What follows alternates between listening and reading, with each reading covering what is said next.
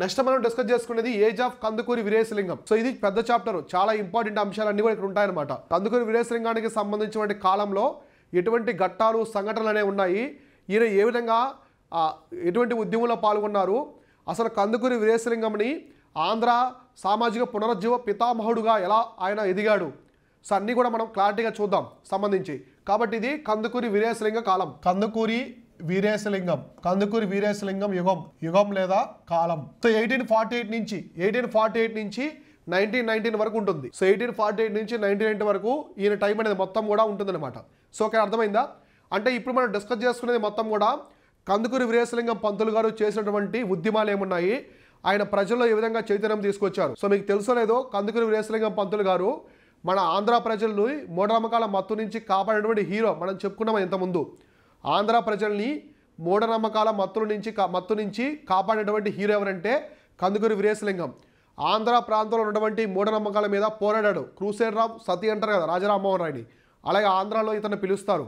మన భారతదేశ పునరుజ్జీవ పితామహుడు అంటే రాజరామ్మోహన్ రాయ్, ఆంధ్ర పునరుజ్జీవ పితామహుడు అంటే కందుకూరి వీరేశలింగం అన్నమాట. అంటే దేశానికి రాజరామ్మోహన్ రాయ్ ఎలానో మన ఆంధ్ర ప్రాంతానికి కందుకూరి వీరేశలింగం పంతులు కూడా అలానే అనమాట. అయితే ఈయన యొక్క వ్యక్తిగత వివరాలు, ఎక్కడ జన్మించాడు, ఈయన ఎక్కడెక్కడ వర్క్ చేశాడు, ఎటువంటి పనులు చేశాడు, అసలు ఈ యొక్క సంఘ సంస్కరణ ఉద్యమంలోకి ఎందుకు వచ్చాడు, సో రావాల్సిన అవసరం ఏంటి, ఎలా ఎదిగాడు, అంచెలంచెలుగా ఎలా గొప్ప వ్యక్తిగా ఎదిగాడు అనేది ఇప్పుడు మనం చూద్దాం. ఓకేనా? సో కాబట్టి ఇతను ఎవరు పిలుస్తారంటే father of the social renaissance in Andhra అనమాట. ఈయన ఆంధ్ర అంటారు. అంటే ఆంధ్ర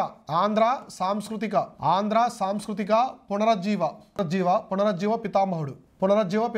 కాబట్టి ఏమని పిలుస్తారంటే, సో చూడండి, కందుకూరి వీరేశలింగం ఇక్కడ ఇమేజ్ కనిపిస్తుందా, ఈయన Kandukuri Veeresalingam Pantulu. So father of the social renaissance in Andhra. So Andhra సాంస్కృతిక పునరుజ్జీవ పితామహుడుగా పిలుస్తారు. కందుకూరి వీరేశలింగంని పిలుస్తారు. అలానే ఈయన ఎక్కడ జన్మించాడంటే రాజమండ్రిలో. సో రాజమండ్రిలో 16 ఏప్రిల్ 16వ తేదీన 1848లో జన్మించాడు అనమాట. సో కాబట్టి ఎక్కడంటే రాజమండ్రి, ఇప్పుడు ఉన్నటువంటి రాజమహేంద్రవరం. సో రాజమండ్రిలో 16th ఏప్రిల్ అనమాట. సో ఏప్రిల్ 16వ తేదీన ఏ సంవత్సరము 1848లో. సో 1848లో జన్మించాడు. 1848లో రాజమండ్రి ప్రాంతంలో జన్మించాడు అనమాట. ఈయన యొక్క పేరెంట్స్, సో తల్లిదండ్రులు చూసుకుంటే సుబ్బరాయుడు వచ్చేసి తండ్రి, పూర్ణమ్మ వచ్చేసి తల్లి అనమాట. సుబ్బరాయుడు వచ్చేసి తండ్రి అనమాట. ఈయన యొక్క తండ్రి వచ్చేసి సుబ్బరాయుడు, సో తల్లి వచ్చేసి పూర్ణమ్మ. సో పూర్ణమ్మ వచ్చేసి తల్లి అనమాట. పూర్ణమ్మ. అయితే ఈయన చిన్నతనంలోనే చనిపోతారు. ఎవరు చనిపోతారంటే పేరెంట్స్ చనిపోతారు అనమాట. కందుకూరి వీరేశలింగం గారు పుట్టగానే చాలా చిన్న వయసులోనే వాళ్ళ పేరెంట్స్ ఇద్దరు కూడా చనిపోతారు. తల్లిదండ్రులు ఇద్దరు చనిపోతారు. తర్వాత అతన్ని వాళ్ళ యొక్క బాబాయ్ అనమాట, సో పినతండ్రి అంటే కదా, ఆయన పెంచుతాడు. సో ఆయన పెంచడం అయితే జరుగుతుంది అనమాట. సో పెద్దయ్యి చదువుకునేంత వరకు ఆయన పెంచుతాడు. సో అర్థమైంది ఇంతవరకు. తర్వాత ఈయన యొక్క గురువులు అనమాట. సో గురువులు, కందుకూరి వీరేశలింగం యొక్క గురువులు ఎవరున్నారు? సో ఇందాక మనం ఆల్రెడీ ఒక గురువు గురించి చెప్పుకున్నాం. ఎవరంటే ఆత్మూరి లక్ష్మీ నరసింహం. నెక్స్ట్ వచ్చేసి దూసి సోమయాజులు. సో ఇతన్ని ఏమని పిలుస్తారు? ఏమని పిలుస్తారంటే దూసి సోమయాజులు అని పిలుస్తారు. ఇందాక చెప్పాను కదా. సో ఆత్మూరి లక్ష్మీ నరసింహంని, సో గురువు ఎవరంటే, గురువు వచ్చేసి ఆత్మూరి లక్ష్మీ నరసింహం అనమాట.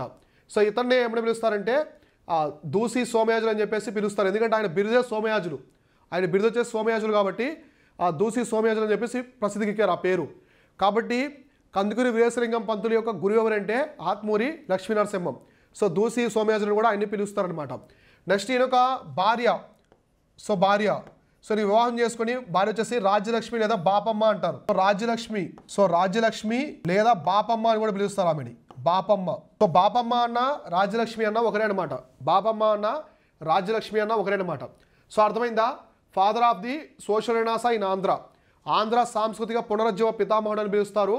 So born at Rajahmundry on 16th April 1848. Parents ఎవరంటే సుబ్బరాయుడు, పూర్ణమ్మ పేరెంట్స్. తర్వాత టీచర్స్ అనమాట. సో తల్లిదండ్రులు సుబ్బరాయుడు, తల్లి పూర్ణమ్మ. టీచర్స్ ఎవరంటే ఆత్మూరి లక్ష్మీ నరసింహం, ఆయనే దూసి సోమయాజులు కూడా పిలుస్తారు. తర్వాత ఈయన ఒక భార్య వచ్చేసి రాజ్యలక్ష్మి, సో బాపమ్మ అంటారు. అయితే ఈయన ఒక భార్య కూడా చనిపోతుంది. సో కొంతకాలం చనిపోయిన తర్వాత ఆయన చాలా దీనస్థితిని జీవిస్తాడన్నమాట. చాలా విచారకరమైన రోజులు, సంవత్సరాలు గడుపుతాడు. సో గడిపిన తర్వాత ఈయన మామూలుగా ఎక్కడంటే తెలుగు ప్రొఫెసర్ అనమాట, Madras. So modern government college అనేది రాజమండ్రి. సో రాజమండ్రిలో ఉన్నటువంటి మోడ్రన్ ప్రభుత్వ పాఠశాల. సో రాజమండ్రిలో ఉన్నటువంటి మోడ్రన్ ప్రభుత్వ కళాశాల. సో ఇది రాజమండ్రిలో ఉంటుంది. సో రాజమండ్రిలో ఉన్నటువంటి మోడ్రన్ ప్రభుత్వ కళాశాలలో తెలుగు ప్రొఫెసర్గా పనిచేస్తారు. సో తెలుగు అధ్యాపకుడిగా పనిచేస్తాడు ఎవరు? వీరేశలింగం పంతులు గారు తెలుగు అధ్యాపకుడిగా రాజమండ్రిలో ఉన్నటువంటి ఈ మోడ్రన్ ప్రభుత్వ పాఠశాలలో పనిచేయడం జరుగుతుంది. అలానే ఈయన ఒక ప్రొఫైలిక్ రైటర్ అనమాట, అంటే కవి, రచన. సో కవి, సో చాలా బుక్స్ రాస్తాడు, కవి గ్రంథాలు రాస్తాడు. తర్వాత మనకి రచనలు చాలా ఉంటాయి. మన తెలుగులో ఇంత పెద్ద సంగ్రహం అనేది ఎవరు రాయరనమాట, అంత పెద్ద మొత్తంలో కందుకూరి వీరేశలింగం గారు రాయడం జరుగుతుంది. అలానే ఈయన wrote the first Telugu novel. So Rajasekhara Charitra. So important, మన తెలుగులోనే మొట్టమొదటి నవల అనమాట. అప్పటివరకు మన తెలుగులో నవలనే ఉండవు, ప్రింట్ అయింది అప్పుడప్పటి నుంచి ప్రింట్ అవుతున్నాయి. మనకి న్యూస్ పేపరే సత్యదూత 1835 ఆ టైంలో ప్రింట్ అయింది. కాబట్టి మన తెలుగులో మొట్టమొదటి తెలుగు నవల. సో మొదటి తెలుగు నవల ఏంటంటే రాజశేఖర చరిత్ర వచ్చేసి మొట్టమొదటి తెలుగు నవల అనమాట. మన తెలుగు భాషలోనే మొట్టమొదటి నవల ఎవరు రాశారంటే కందుకూరి వీరేశలింగం పంతులు గారు. గుర్తుపెట్టుకోండి, కందుకూరి వీరేశలింగం పంతులు గారు మొట్టమొదటి తెలుగు నవలను రాశారు. దాని పేరే రాజశేఖర చరిత్ర. సో రాజశేఖర చరిత్ర అని చెప్పేసి రాయడం జరుగుతుంది. సో అర్థమైంది ఇంతవరకు ఆయనకి సంబంధించినటువంటి వ్యక్తిగత వివరాలు ఏమున్నాయి, ప్రతి అంశం కూడా చాలా నీట్గా అర్థమైంది కదా. సో నెక్స్ట్ ఇంకా చూద్దాం ఈయన గురించి. So title from the MG నరాడే. సో ఈయనకి Ishwar Chandra Vidyasagar of the south అని పిలుస్తాడు. అంటే దక్షిణ భారత ఈశ్వర చంద్ర విద్యాసాగర్. ఈశ్వర చంద్ర విద్యాసాగర్ సో అని పిలుస్తారు ఈయన్ని. సో ఇది ఎవరు పిలిచారు, ఈ బిరుదు ఎవరు ఇచ్చారంటే ఎంజీ రనాడే. సో మహాగోవింద్ రనాడే ఇస్తాడు ఈ బిరుదు. సో మనకి మహారాష్ట్ర ప్రాంతంలో ఉన్నటువంటి సాంఘిక సంస్కర్త అయినటువంటి ఆయన స్వాతంత్ర సమరయోధుడు ఎంజీ రనాడే కందుకూరి వీరేశలింగం పంతులు గారికి ఒక బిరుదు ఇస్తారు. ఆ బిరుదే దక్షిణ భారత ఈశ్వరచంద్ర విద్యాసాగర్. ఎవరు అసలు ఈశ్వరచంద్ర విద్యాసాగర్ ఎవరంటే ఈయన మహిళల యొక్క హక్కుల కోసం, విడో రీమ్యారేజ్ అంటే వితంతు వివాహాల కోసం, ఉమెన్ రైట్స్ మహిళల హక్కుల కోసం పోరాడిన వ్యక్తి. మన దేశంలోనే చాలా పేరున్నటువంటి వ్యక్తి అనమాట ఉమెన్కి సంబంధించి, అంటే మహిళల కోసం చేసినటువంటి చాలా ఉద్యమాల్లో ప్రముఖ వ్యక్తి ఎవరంటే ఈశ్వరచంద్ర విద్యాసాగర్. అందువల్లనే ఆయన అన్ని కృషి చేశారు. కాబట్టి అలానే పోరాడుతున్నటువంటి వీరేశలింగం పంతులు గారికి కూడా ఈ బిరుదు అయితే వస్తుందన్నమాట. సో ఈశ్వరచంద్ర విద్యాసాగర్ అంత గొప్ప వ్యక్తి కాబట్టి ఆయనతో పోలుస్తూ ఎంజీ రనాడే కందుకూరి వీరేశలింగం గారికి ఈ బిరుదు అయితే ఇస్తారు. సో అర్థమైందా? దక్షిణ భారత Ishwar Chandra Vidyasagar of the South India అని ఎవరిస్తారంటే ఈ బిరుదు వచ్చేసి ఎంజీ రనాడే ఇస్తారనమాట. తర్వాత ఈయన మద్రాస్ ప్రెసిడెన్సీ కాలేజ్ అనమాట. సో మద్రాసు ప్రెసిడెన్సీ కళాశాలను మద్రాసు ప్రెసిడెన్సీ కళాశాలలో తెలుగు పండిట్గా కూడా, సో తెలుగు పండిట్ అనమాట, తెలుగు అధ్యాపకుడు కూడా పనిచేస్తాడు. సో తెలుగు పండిట్గా పనిచేయడం జరుగుతుంది. సో అర్థమైంది, ఎందుకంటే అప్పుడు తెలుగు మాట్లాడే ప్రాంతాలన్నీ కూడా మద్రాస్ ప్రెసిడెన్సీలోనే ఉన్నాయి, అవునా కాదా? మద్రాస్ ప్రెసిడెన్సీలోనే అవన్నీ భాగాలుగా ఉన్నాయన్నమాట. సో అందువల్ల నెక్స్ట్ ఈ advocated the women education through his novel Vivekavardhini in 1874. మామూలుగా మనకి తెలుగు భాషలోనే మొట్టమొదటి నవల ఎవరు రాశారంటే కందుకూరి వీరేశలింగం పంతులు. దాని పేరు రాజశేఖర చరిత్ర. అయితే ఆయన రాసిన మరొక నవల ఏంటంటే వివేకవర్ధిని. సో వివేకవర్ధిని అని చెప్పేసి ఈ నావెల్ ద్వారా ఆయన ఏం చేస్తారంటే ఉమెన్ ఎడ్యుకేషన్ని, సో మహిళా విద్యను ప్రోత్సహిస్తాడు. సో గుర్తుపెట్టుకోండి, మహిళా విద్య, women education. So women education ప్రోత్సహిస్తాడు ఎవరు? ఉమెన్ ఎడ్యుకేషన్ ప్రోత్సహించేది కందుకూరి వీరేశలింగం పంతులు గారు. దేని ద్వారా అంటే వివేకవర్ధిని. సో వివేకవర్ధిని అని చెప్పేసి ఒక న్యూస్ పేపర్ ద్వారా ఒక నావెల్ అంటే నవల్ అనమాట. ఆయన నవల్ ద్వారా మహిళా విద్యను ప్రోత్సహిస్తాడు. సో మహిళా విద్యని ప్రోత్సహించడం అయితే జరుగుతుంది. కాబట్టి ఇక్కడ చూడండి, ఒకటి రాజశేఖర చరిత్ర, ఇంకోటి వివేకవర్ధిని. ఈ రాజశేఖర చరిత్ర అనేది మొట్టమొదటి తెలుగు నావెలు, అంటే మొట్టమొదటి తెలుగు నవల. మన తెలుగు భాషలోనే మొట్టమొదటి నవల వచ్చేసిందంటే రాజశేఖర చరిత్ర. It was written by Kandukuri Veeresalingam Pantulu. As well as same అలానే వివేకవర్ధిని అని ఇంకొక నవల ఉంటుంది. అది కూడా ఎవరు రాశారంటే కందుకూరి వీరేశలింగం పంతులు గారే. ఈ వివేకవర్ధిని అనేది ఎస్పెషల్లీ దేనికి సంబంధించిందంటే ఇక్కడ వచ్చేసి ఆ మహిళా విద్య కోసం అనమాట, మహిళల విద్య కోసం తీసుకొస్తారు. అర్థమైందా? ఇదొకటి. నెక్స్ట్ ఈ opposite the child marriages and Kanyasulkam. So child marriage అనమాట, బాల్య వివాహాలు. సో బాల్య వివాహాలు మరియు కన్యాశుల్కం అనమాట. కన్యాశుల్కం. సో కన్యాశుల్కం అంటే కొంత డబ్బు ఇచ్చి ఆడపిల్లని కొనుక్కోవడం. సో కన్యాశుల్కం అనమాట. సో ఇలా ఈ రెండు మీద చాలా వరకు పోరాడారు. సో బాల్య వివాహాలు అప్పట్లో చాలా తక్కువ వయసులోనే బాల్య వివాహాలు జరిగేవి. అబ్బాయికి అమ్మాయికి చాలా చిన్న వయసులోనే జరిగాయి అనమాట. ఇటువంటి వాటి మీద పోరాడారు. సో బాల్య వివాహాలు అనేవి ఉండకూడదు, మన ఆంధ్ర ప్రాంతంలో బాల్య వివాహాలు ఉండకూడదని చెప్పేసి ఆయన వాటిని నిర్మూలించాలని ప్రజలు చైతన్యం అవగాహన తీసుకొచ్చారు.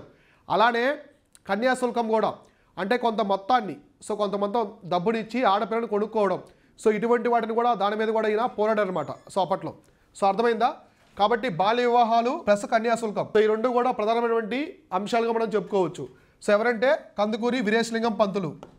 సో కందుకూరి వీరేశలింగం పంతులు పోరాడినటువంటి రెండు అంశాలు బాల్య వివాహాలు అలానే కన్యాశుల్కం. నెక్స్ట్ ఈ was the first in Andhra to encourage the coeducation. తెలుసు కదా మీకు, కోఎడ్యుకేషన్ ఉమ్మడి విద్య అంటారు. అంటే మహిళలకి సపరేట్గా, ఆ అబ్బాయిలకి పురుషులకు సపరేట్ కాకుండా అబ్బాయిలు అమ్మాయిలు కలిసి చదువుకునే విద్య అనమాట కోఎడ్యుకేషన్. మనం కాలేజీలు చూస్తుంటాం కదా, అంటే సమాన హక్కులు ఉండాలి.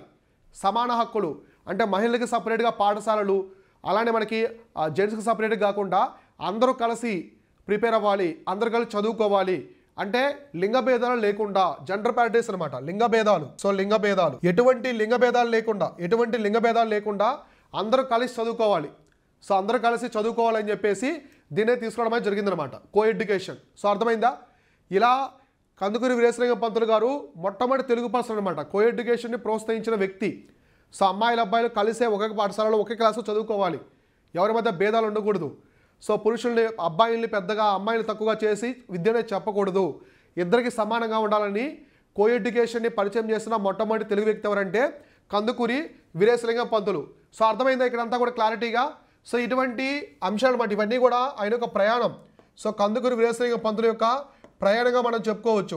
ఇందులో ఈయన యొక్క ప్రధాన లక్ష్యాలు, సో మన ప్రధాన లక్ష్యాలు చూసుకుంటే బాల్య వివాహాలని కన్యాశుల్కాన్ని కంప్లీట్గా రూపుమాపాలి, సమాజంలో లేకుండా చేయాలి. అలానే లింగ భేదాలు లేకుండా కోఎడ్యుకేషన్ తీసుకురావాలి. సో మహిళలకి స్త్రీలకి పురుషులకి సపరేట్గా కాకుండా అందరికీ అబ్బాయిలకి అమ్మాయిలు కలిపి కోఎడ్యుకేషన్ తీసుకోవాలని చెప్పేసి ఉద్యమం అయితే చేశారనమాట. ఎవరు? కందుకూరి వీరేశలింగం పంతులు. అలానే నెక్స్ట్ వచ్చేసి he promoted widow remarriage through is organised సంఘ సంస్కరణ సమాజం. ఈయన ఒక ఆర్గనైజేషన్ తీసుకొచ్చాడనమాట, ఆర్గనైజేషన్, దాని పేరు సంఘ సంస్కరణ సమాజం.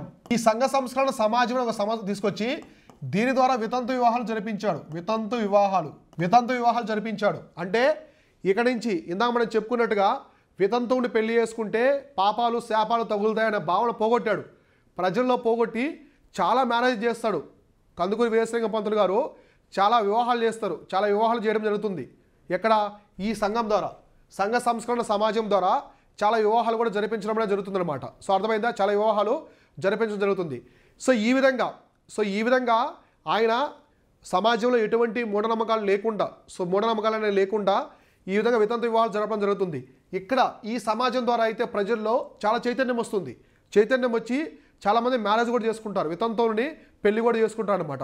సో ఇలా ఇది చాలా సక్సెస్ఫుల్ అవుతుంది. కాబట్టి ఏ సమాజం అంటే అది సంఘ సంస్కరణ సమాజం. దీన్ని ఎవరు తీసుకొచ్చారంటే కందుకూరి వీరేశలింగం పంతులు. నెక్స్ట్ 1880లో 1880 సంవత్సరంలో he formed the widow remarriage association with the help of the Challapalli Bapayya and Basavaraju Gavarraju. ఈయనకి ఇద్దరు స్నేహితులు ఉంటారనమాట. కందుకూరి వీరేశలింగం పంతులకి ఇద్దరు మిత్రులు ఉంటారు, ప్రాణమిత్రులు, చాలా ఆప్త మిత్రులు అనమాట. సో మన క్లోజ్ ఫ్రెండ్స్ అంటాం కదా, అలా ఇద్దరు వ్యక్తులు ఉంటారు. ఆ ఇద్దరు వ్యక్తులు ఎవరంటే ఒకరు వచ్చేసి చల్లపల్లి బాపయ్య, చాపల్లపల్లి బాపయ్య. సో చాపల్లపల్లి బాపయ్య. ఇంకో ఫ్రెండ్ ఎవరంటే బసవరాజు గవర్రాజు.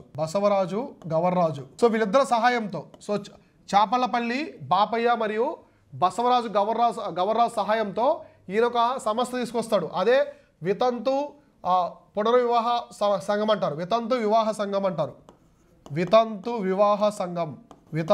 పునర్వివాహ సంఘం. సో విడో రీమ్యారేజ్ అంటే వితంతు పునర్వివాహ సంఘం అనమాట. పునర్వివాహం అంటే మళ్ళీ పెళ్లి చేసుకోవడం.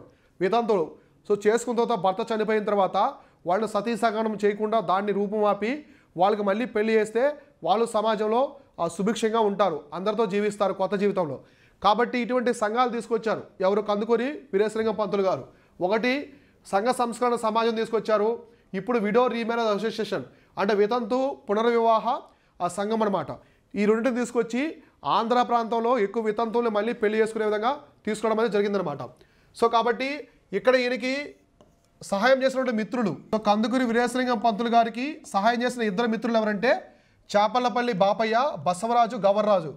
సో చాపల్లపల్లి బాపయ్య మరియు బసవరాజు గవర్రాజు అనే ఇద్దరు వ్యక్తులు అనమాట. సో వీళ్ళిద్దరూ చాలా సహాయం చేసి కందుకూరి వీరేశలింగం పంతులు గారికి ఈ సమాజంలో ఏర్పాటు చేసి వితంతువుల యొక్క పునర్వివాహాలను, సో వితంతువు యొక్క పునర్వివాహాలను మళ్ళీ మళ్ళీ చేయిస్తారనమాట. చాలా మ్యారేజ్లు చేస్తారు వీళ్ళు. అప్పట్లో చాలా వివాహాలు అనేవి చేయడం జరుగుతుంది. దాని ద్వారా ప్రజలు అవగాహన వస్తుంది. వితంతువులను పెళ్లి చేసుకోవడం వల్ల ఎటువంటి పాపాలు శాపాలు అనేవి జరగవు, మనకి తగలవు, మన జీవితం కూడా బాగుంటుందని చెప్పేసి ఒక భావన వస్తుందన్నమాట. తర్వాత ఇక్కడ చూడండి, he built widows home at Madras in 1897, Rajahmundry in 1905. So ఈయన ఏం చేస్తారంటే వితంతు గృహాలు అని చెప్పేసి కొన్ని తీసుకొస్తారు. వితంతు గృహాలు. సో వితంతు గృహాలు తీసుకొస్తాడు. రెండు ప్రాంతాలు తీసుకొస్తారు. ఒకటి మద్రాస్ అనమాట.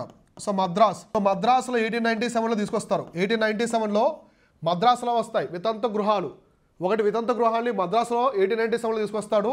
అలానే రాజమండ్రి ప్రాంతంలో 1905లో తీసుకొస్తారు. సో 1905లో. కాబట్టి ఈ వితంతు గృహాలను ఎక్కడెక్కడ తీసుకొచ్చారంటే మద్రాసులో వచ్చేసి 1897లో మద్రాసులో తీసుకొచ్చారు. అలానే రాజమండ్రిలో వచ్చేసి 1905లో. సో దీని యొక్క మెయిన్ థీమ్ ఏంటంటే వితంతువుల్ని అక్కడ తీసుకెళ్తారు. సో భర్త చనిపోయిన తర్వాత సమాజం వెలివేసినటువంటి వితంతువుల్ని వాళ్ళకి ఆశ్రయం కల్పించి వాళ్ళు కోరుకున్నట్టుగా మళ్ళీ వివాహం జరిపిస్తారు అనమాట. కొంతమంది యువకులతో వివాహం జరిపిస్తారు. అంటే వాళ్ళ కొత్త జీవితాన్ని మళ్ళీ ప్రారంభిస్తున్నారు. అనమాట. సో అలా మనకి అనాథాశ్రమాలు ఉంటాయి కదా, అనాథాశ్రమాలు శరణార్థాలయాలు ఉంటాయి కదా, ఆ విధంగా వితంతువులకి కొన్ని గృహాలు తీసుకొచ్చారు అప్పట్లోనే. కాబట్టి వాళ్ళను కూడా ప్రోత్సహిస్తున్నారు సమాజంలో.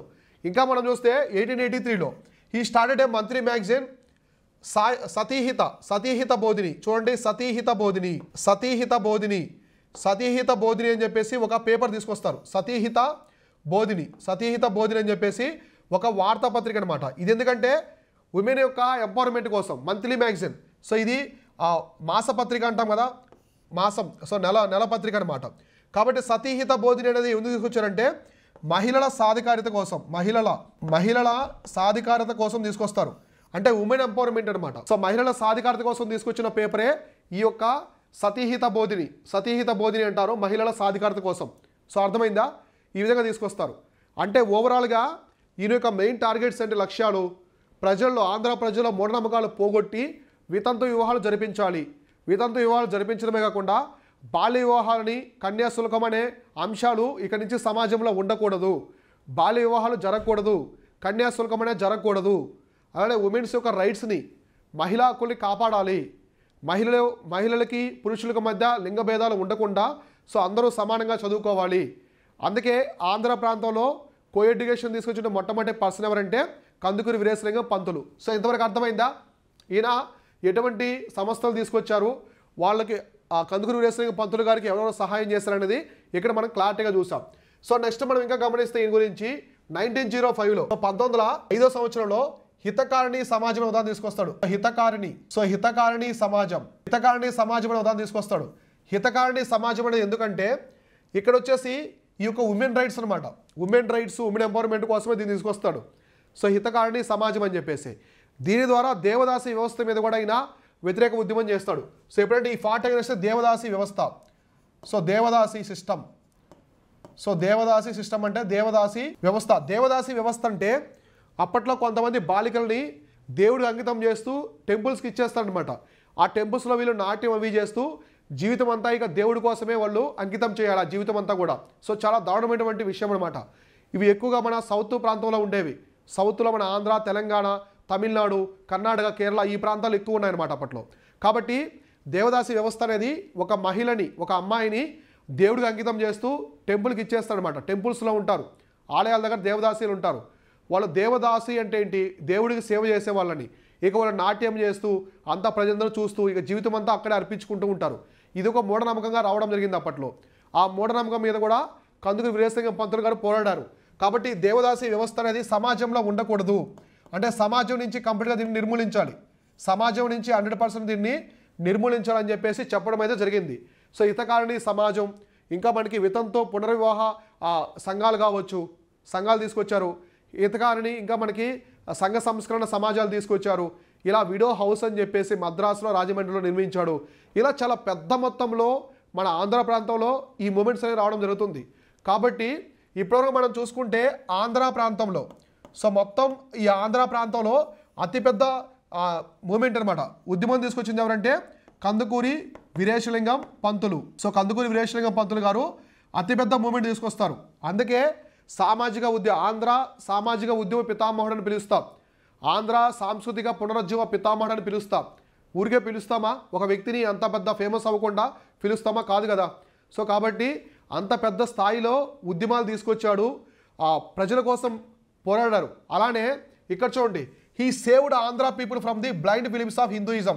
హిందూ మతంలో ఉన్నటువంటి మూఢనమ్మకాల పట్ల, సో మూఢనమ్మకాలు, హిందూ మతంలో ఉన్నటువంటి మూఢనమ్మకాల నుంచి ఆంధ్ర పీపుల్ని కాపాడినటువంటి హీరో ఎవరంటే కందుకూరి వీరేశలింగం పంతులు. మూఢనమ్మకాల మత్తు నుంచి ఆంధ్ర ప్రజల్ని కాపాడేటువంటి హీరో ఎవరంటే కందుకూరి వీరేశలింగం పంతులు గారు.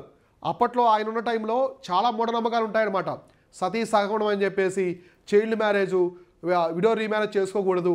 సో ఇలాంటి మొత్తం అన్నిటి మీద పోరాడతాడు. దేవదాసి వ్యవస్థ అన్నిటి మీద, ఉమెన్స్ ఎడ్యుకేషన్ కోసం గురించి, మహిళలు చదువుకోకూడదు, మహిళలు ఉద్యోగాలు చేయకూడదు, మహిళలు వంటింటికి మాత్రమే పరిమితం అవ్వాలి, ఇటువంటి అన్ని మూమెంట్స్ మీద ఈయనైతే పోరాడతాడనమాట. సో అర్థమైందా ఇటువంటి వ్యక్తి.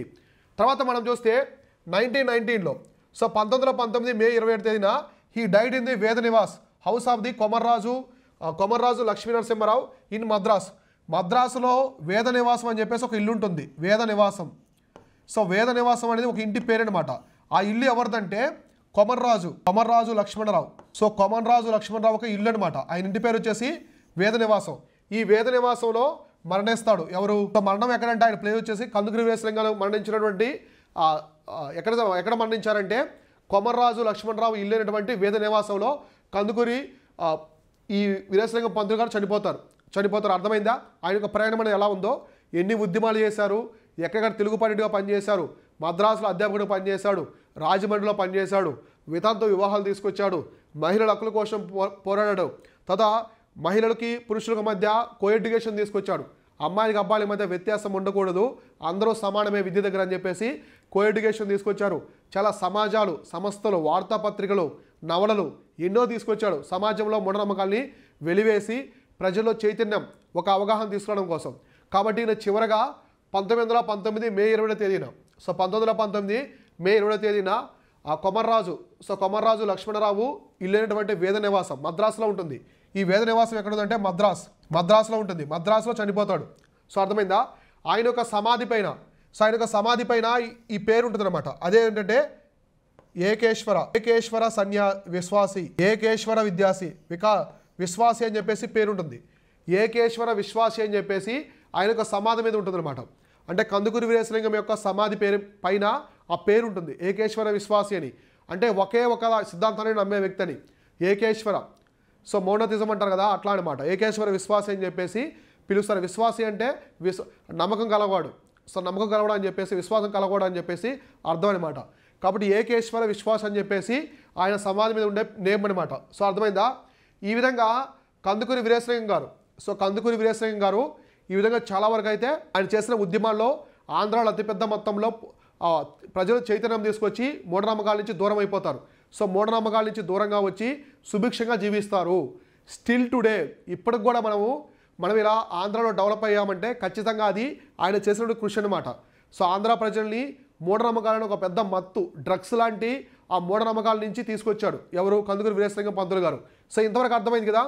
అయితే ఇప్పటి వరకు ఈయన సంబంధించినటువంటి మొత్తం ప్రయాణంలో, సో కందుకూరి వీరేశలింగం పంతులు గారికి సంబంధించిన మొత్తం ప్రయాణంలో ప్రధానమైనటువంటి ఘట్టం ఏంటంటే ఆయన యొక్క వార్తాపత్రికలు అనమాట. సో వార్తాపత్రికలు, నవలలు, ఆయన తీసుకొచ్చినటువంటి సంస్థలు, ఇవన్నీ కూడా చూద్దాం. ఎటువంటి తీసుకొచ్చారు, ఎక్కడెక్కడ తీసుకొచ్చారు, వాటి లక్ష్యం ఏంటనేది ఇప్పుడు మనం చూద్దాం. సో ఫస్ట్ వచ్చేసి ఆయన యొక్క టైటిల్స్ అనమాట. సో బిరుదులు. కందుకూరి వీరేశలింగం గారికి ఎటువంటి బిరుదులు ఉన్నాయి? చాలా బిరుదులు ఉంటాయి. సో ఇంత గొప్ప వ్యక్తికి ఖచ్చితంగా బిరుదులు అనేవి చాలా పెద్ద మొత్తంలో ఉంటాయన్నమాట. కాబట్టి కందుకూరి వీరేశలింగం పంతులు గారికి ఉన్నటువంటి బిరుదులు ఏమున్నాయి చూద్దాం. ఫస్ట్ వచ్చేసి father of the social reform movements in Andhra, అంటే father of the social renaissance in Andhra.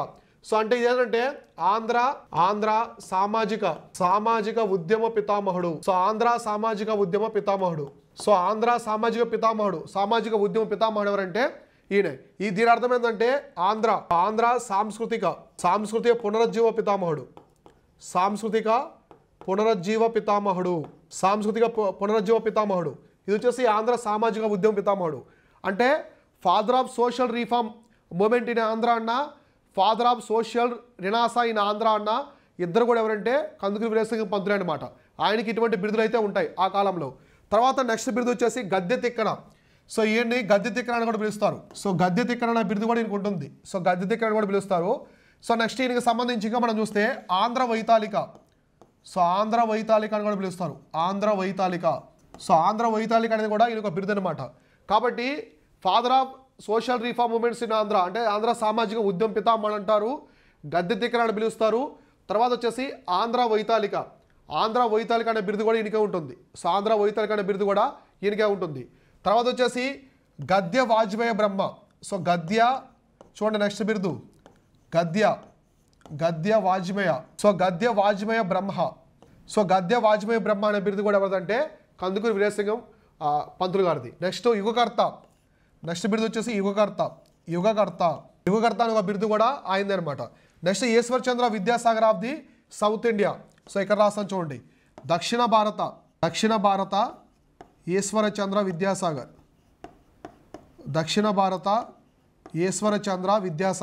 So దక్షిణ భారత ఈశ్వర్ చంద్ర విద్యాసాగర్ అని కూడా పిలుస్తారు. ఆయన పిలుస్తారు. తర్వాత father of the social renaissance in Andhra సాంస్కృతిక పునరుజ్జీవ పితామహుడు. సో ఆంధ్ర సాంస్కృతిక పునరుజ్జీవ పితామహుడు అని కూడా సో వీరేశలింగం పంతులు గారిని పిలుస్తాడు అనమాట. సో తర్వాత దీనికన్నా బిరుదు ఇంకా చూసుకుంటే రావ్ బహదూర్. ఈయన రాసినటువంటి చాలా నవెల్స్ సో వాటి గుర్తించి బ్రిటిష్ వాళ్ళు సో రావ్ బహదూర్ అనే బిరుదు కూడా ఇస్తారు. సో రావ్ బహదూర్ అనే ఒక బిరుదు కూడా బ్రిటిష్ ప్రభుత్వం అనేది ఇవ్వడం అయితే జరుగుతుంది ఆ కాలంలో. కాబట్టి ఇవన్నీ కూడా ఏంటంటే కందుకూరి వీరేశలింగం పంతులు గారికి ఉన్నటువంటి ప్రధానమైన బిరుదులు అనమాట. సో ఒకటి వచ్చేసి ఆంధ్ర సామాజిక ఉద్యమ పితామహుడు. సో నీట్గా రాసుకోండి ఇవన్నీ. నెక్స్ట్ గద్దె తిక్కన, ఆంధ్ర వైతాళిక, గద్య వాజ్మేయ బ్రహ్మ, యుగకర్త, నెక్స్ట్ ఆంధ్ర సాంస్కృతిక పునరుజ్జీవ పితామహుడు, దక్షిణ భారతదేశ ఈశ్వరచంద్ర విద్యాసాగరు. సో చివరిగా వచ్చేసి రావ్ బహదూర్. ఇవన్నీ కూడా ఎవరి బిరుదులు అంటే సో కందుకూరి వీరేశలింగం సంబంధించిన బిరుదులు అనమాట. అయితే ఇప్పుడు మనం చెప్పుకున్నటువంటి రావ్ బహదూరు, సర్రు, నైట్వుడ్ ఈ బిరుదులన్నీ కూడా బ్రిటిష్ వాళ్ళు ఇచ్చేవి. చాలామందికి ఉంటాయి ఈ బిరుదులు. గొప్ప వ్యక్తులకి ఈ బిరుదులనే ఇస్తూ ఉంటారు. సో అర్థమైందా? ఇన్ని బిరుదులు అయితే ఆయనకి ఉన్నాయన్నమాట. కందుకూరి వీరేశలింగం పంతులు గారికి ఉన్నాయి. నెక్స్ట్ ఈజ్ వర్క్స్ అనమాట. సో ఈయన టైంలో జరిగినటువంటి ఇంపార్టెంట్ పనులు, సో ఆయన సంబంధించినటువంటి ఇంపార్టెంట్ పనులు ఏమన్నాయి చూద్దాం. వర్క్స్. సో ఒకటి 1874లో వివేకవర్ధిని. సో వివేకవర్ధిని అని చెప్పేసి ఒక నావెల్ తీసుకొచ్చారు, అవునా కదా? వివేకవర్ధిని ద్వారా 1874లో. సో దీని ద్వారా ఏం చేస్తారంటే ఈయన సో ఉమెన్స్ గురించి అనమాట, ఉమెన్ యొక్క ఎంపవర్మెంట్ గురించి వాటి గురించి పోరాడాడు. విడో రీమ్యారేజ్ సంబంధించి వీటన్నిటి కోసం. ఓకేనా? నెక్స్ట్ 1876లో వచ్చేసి హాస్య సంజీవిని అని చెప్పేసి 1876లో తీసుకొచ్చారు. సో 1876లో. నెక్స్ట్ 1883లో సతీహిత బోధిని అని చెప్పేసి 1883లో. సో 1883లో తీసుకొచ్చారు. నెక్స్ట్ 1904లో తెలుగు జనన అని చెప్పేసి 1904లో తీసుకొచ్చారు. సో 1904లో తెలుగు జనన అని చెప్పేసి తీసుకోవడమే జరిగిందనమాట. తెలుగు జనన అని చెప్పేసి కూడా తీసుకొచ్చారు. నెక్స్ట్ వచ్చేసి 1891లో సత్య సంవర్ధిని అనేది 1891లో తీసుకొచ్చారు. 1891లో సత్య సంవర్ధిని అనేది తీసుకొచ్చారు. నెక్స్ట్ 1905లో. సో 1905లో సత్యవాదిని అనేది కూడా తీసుకొచ్చారు 1905లో. కాబట్టి ఇవన్నీ కూడా వీటి యొక్క ప్రధాన లక్ష్యం ఏంటంటే women empowerment. So women empowerment అనేది ఇంకొక ప్రధాన లక్ష్యం అనమాట. అంటే మహిళల సాధికారత, వీళ్ళకి సంబంధించిన ఎడ్యుకేషన్ కావచ్చు, ఉమెన్కి సంబంధించిన ఎడ్యుకేషన్ కావచ్చు, వాళ్ళ యొక్క రైట్స్కి సంబంధించి కావచ్చు, నెక్స్ట్ విడో రీమ్యారేజ్ కావచ్చు, ఇంకా కో ఎడ్యుకేషన్కి సంబంధించి కావచ్చు, అన్నిటి పరంగా అంటే ఉమెన్స్కి సంబంధించి ఎక్కువగా ఇంపార్టెన్స్ ఇచ్చారు. ఆ రోజుల్లో ఉమెన్ని వంటింటి కుందేలుగా చూసేవాళ్ళు, వంటింటి కుందేలుగా చూసేవారు కాబట్టి ఎక్కువ ఇంపార్టెన్స్ అయితే ఇవ్వడం జరిగిందనమాట ఉమెన్కి సంబంధించి. సో ఇటువంటి అన్నీ కూడా ఆ టైంలో చాలా వరకు డెవలప్ చేశారు. ఎవరు? కందుకూరి వీరేశలింగం పంతులు గారు చేసినటువంటి ఇంపార్టెంట్ వర్క్స్ అనమాట. ఈ పనుల ద్వారా ఆయన సమాజంలో ఎటువంటి చైతన్యం తీసుకురావాలి వీటి కోసం పనిచేశారు. సో అర్థమైంది కదా క్లియర్గా. సో ఇలా అనమాట, ఈ విధంగా అప్పట్లో ఆయన పనిచేసేవాడు కందుకూరి వీరేశలింగం పంతులు గారు. ఒకటి ఉమెన్ ఎడ్యుకేషన్ కోసము, ఉమెన్స్ రైట్స్ కోసము, విడో రీమ్యారేజ్ కోసము, వితంతు పునర్వివాహాల కోసము, చైల్డ్ మ్యారేజ్ని కన్యాశుల్కం, బాల్య వివాహాలు కన్యాశుల్కం అనేది అంతం చేయడం కోసము ఇలా ఎక్కువగా పెద్ద మొత్తంలో ఇక్కడ తీసుకొచ్చేవాళ్ళు. ఈ విధంగా అయితే అప్పట్లో సో చాలా పెద్ద మొత్తంలో తీసుకురావడం అయితే జరిగిందనమాట. సో అర్థమైందా ఇదంతా కూడా. సో నెక్స్ట్ రిమైనింగ్ ఏమన్నాయో నెక్స్ట్ క్లాస్లో మనం క్లారిటీ డిస్కస్ చేసుకుందాం. కందుకూరి వీరేశలింగం పంతులకు సంబంధించి ఇంకా ఎటువంటి అంశాలు ఉన్నాయో తర్వాత చూద్దాం. ఓకేనా? Thank you all.